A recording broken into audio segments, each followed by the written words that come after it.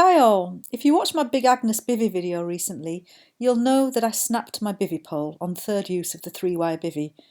Big Agnes don't hold stock of these poles, but they did send me a diagram, asked me to select which piece I needed to replace, ordered the one section and shipped it for $20. But all this took some time to arrange, so here's our fix while we waited. It worked perfectly. We have a snap pole.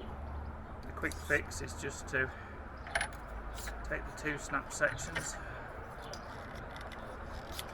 feed the repair tube into it, push the two sections together, and that's a temporary repair. However, what I would recommend, I've used a little bit of this cane, normal garden bamboo cane, and then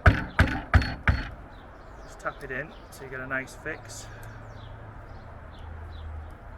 Line your pole up and then push that in there, and that's your fix. And that works brilliantly.